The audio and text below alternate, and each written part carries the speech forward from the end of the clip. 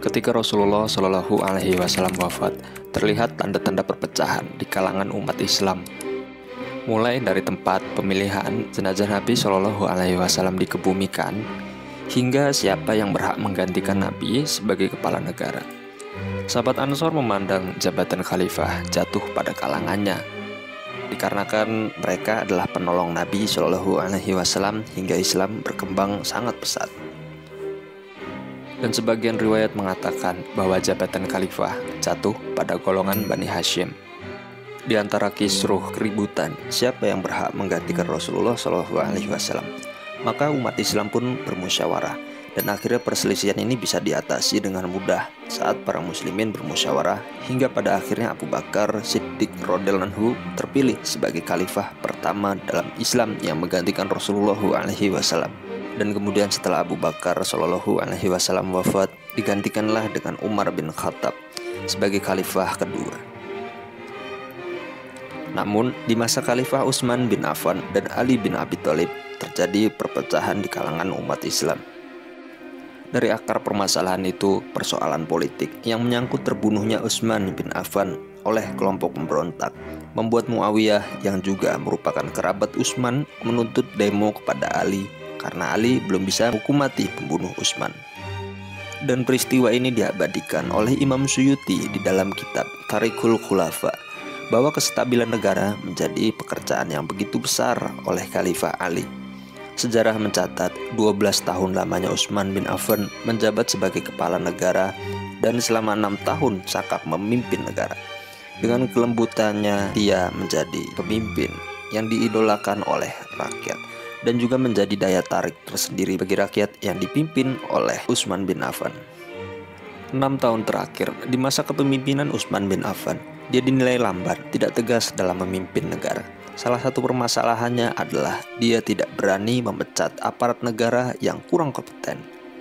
Utsman dinilai mengangkat kalangan keluarga menjadi pejabat pemerintah pada saat itu, sehingga muncullah para demonstran atau kelompok orang-orang yang memprotes kebijakan Khalifah Utsman bin Affan.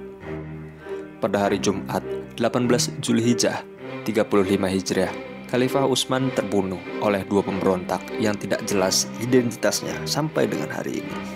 Jenazah dimakamkan di Baqi yang menjadi cikal bakal dikuburkannya zuriyah Nabi.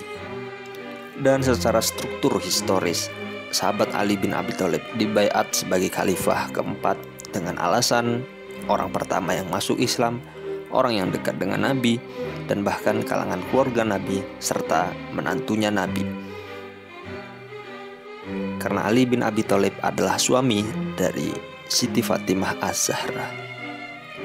Dan menurut cerita yang beredar, sebetulnya Ali bin Abi Thalib menolak jabatan tersebut.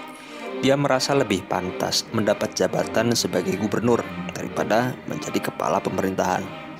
Dan dikarenakan desakan para sahabat, Ali meminta pendapat para sahabatnya yang ikut berperang dalam perang Badar, yakni Talhah bin Ubaidah, Zubair bin Awam, dan Sa'ad bin Abi Waqqas. Ketiganya memberikan lampu hijau agar Ali menerima jabatan itu. Sebab pada saat ini umat Islam membutuhkan pemimpin pasca wafatnya Utsman bin Affan. Dan setelah dibaiatnya Ali sebagai khalifah, membuat Muawiyah menolak dan enggan berbaiat kepada Ali dengan alasan Ali tidak menghukum para pembunuh Utsman. Dan dibaiatnya seorang khalifah harus melibatkan banyak pihak, mengingat wilayah kekuasaan politik Islam sangat luas di masa itu, tidak hanya di Madinah saja. Riwayat lain mengatakan bahwa Ali memiliki keinginan untuk mencopot jabatan Muawiyah sebagai bentuk sterilisasi dari pejabat pemerintah yang tidak satu visi dengan Ali. Dan perbedaan pendapat itulah yang menyebabkan tragedi berdarah yang kita kenal hingga saat ini, yaitu Perang Siffin. Perang Siffin atau Perang Saudara antar sesama Islam pertama kali terjadi di dalam sejarah umat Islam, menewaskan kurang lebih 60.000 orang. Perang itu terjadi selama 3 hari di Sungai Arfat, Suriah pada tanggal 18 sampai dengan 10 Safar atau 37 Hijriah, atau jika ditahunkan dengan Masehi sekitar pada tanggal 26 sampai dengan 28 Juli 657 Masehi. Berbagai upaya dilakukan untuk menghentikan perang itu.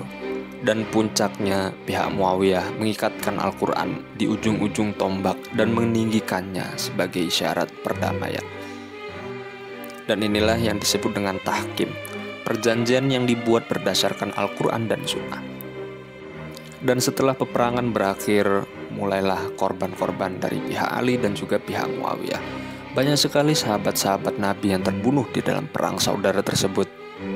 Dan pada akhirnya juru runding dari pihak Ali adalah Abu Musa al-Asy'ari, sedangkan dari pihak Muawiyah adalah Amr bin As.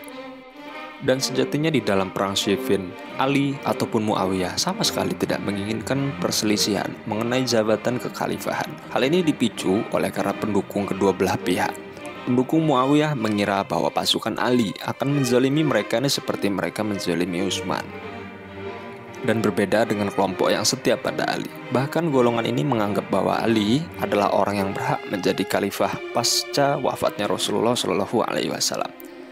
Sahabat sebelumnya dianggap tidak sah karena mengambil hak Ali bin Abi Thalib sebagai pemimpin umat Islam. Dan jika kita mau berpikir dan juga mau mengkaji, sebenarnya perang Siffin ini dilatar belakangi dengan perbedaan pendapat yang akhirnya menjadi tarik ulur terbunuhnya Khalifah Utsman. Pihak Muawiyah mengatakan bahwa Ali wajib menghukum kisos para pembunuh Khalifah Utsman. Jika tidak segera diungkap, maka Ali tidak layak menjadi khalifah karena Ali tidak becus dalam menangani pembunuh Utsman. Sedangkan dari pihak Ali sendiri menganggap bahwa kondisi negara sedang tidak baik-baik saja. Negara sedang carut-marut. Kita nggak bisa gegabah dalam menghukum pembunuh Utsman karena tidak jelas identitasnya, karena takutnya salah dalam menerapkan hukuman kepada orang yang salah. Baginya butuh suasana kondusif atau satu suara dari semua pihak agar tidak dikerjakan dengan terburu-buru. Dan dengan demikian Muawiyah menganggap Ali tidak tepat dalam mengambil keputusan, sedangkan pihak Ali menganggap caranya salah.